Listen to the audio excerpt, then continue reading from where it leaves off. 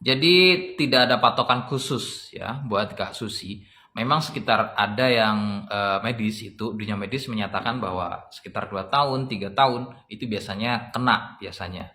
Namun lagi-lagi karena sistem imun, ya sistem imun pada setiap orang, pada setiap manusia itu nggak sama. Biasanya ada yang mungkin perlu waktu lebih, 4 tahun, 5 tahun, 7 tahun, atau mungkin nanti di usia yang mungkin usianya udah lanjut, misalnya usia udah tua, misalnya sistem imunnya sudah mulai menurun, kemudian baru kena. Itu ada yang misalnya baru mengalami keluhan kanker serviks ketika sudah mengalami usia lanjut ya. Padahal mungkin dia sudah kena mungkin di kisaran umur 30 tahun 30 tahun misalnya dia udah kena keluhan kutil kelamin. Kemudian sekitar 45 tahun atau 50 tahun baru kena. Berarti kan hampir 10 tahun misalnya lebih kemudian baru kena. Ada yang seperti itu. Ya, jadi tergantung dari sistem imunnya. Nah, kemudian maka medis biasanya buat patokan ya sekitar 2 tahun atau 3 tahun lah ya. Karena mungkin kita ambil yang minimum saja. Ambil yang misalnya sistem imunnya lemah. Jadi bisa segera kena dalam waktu 2 atau 3 tahun. Memang tidak langsung segera, misalnya mungkin dalam waktu bulan, itu tidak ya.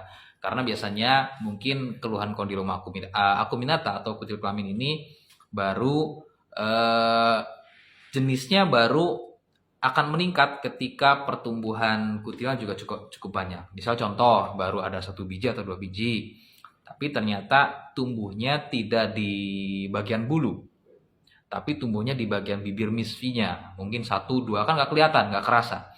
Tapi ternyata setelah 1 tahun lebih banyak. Misalnya 1 tahun, 2 tahun itu jumlahnya makin banyak. Dan karena biasanya tumbuhnya di labia minora dan kecil-kecil, meskipun sudah dalam waktu 2 tahun, kadang nggak dirasa.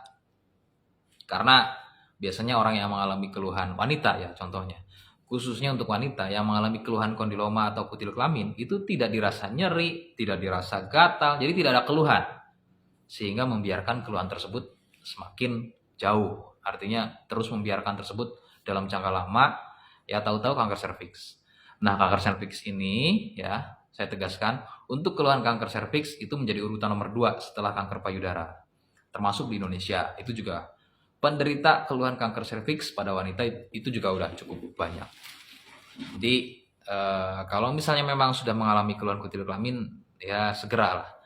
Meskipun itu baru awal-awal atau mungkin baru gejala ya, atau mungkin baru sebulan inilah ketahuan misalnya, itu segera pengobatan. Jadi kalau pada wanita jangan menunda. Saran saya kalau misalnya memang pada wanita keluhan kutil kelamin ini segera, jangan menunda. Oke ya, jelas ya. Terima kasih, semoga informasinya membantu. Lagi-lagi kalau misalkan saya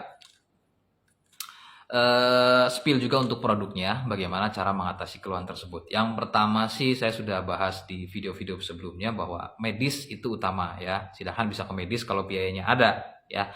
Adapun opsi lainnya dari saya ada produknya untuk yang punya keluhan kondiloma acuminata atau kutil kelamin ya. Silakan. Ini produknya lengkap. Jadi untuk mematikan si virusnya 4 botol produk ini. Kemudian ada juga salepnya. Ini difungsikan untuk merontokkan si kutilnya atau membersihkan si kutilnya. Nah, cara pesannya bagaimana? Silakan bisa komentar, minta etalase keranjang kuningnya biar langsung aja order di TikToknya. Ya, terima kasih. Assalamualaikum warahmatullahi wabarakatuh.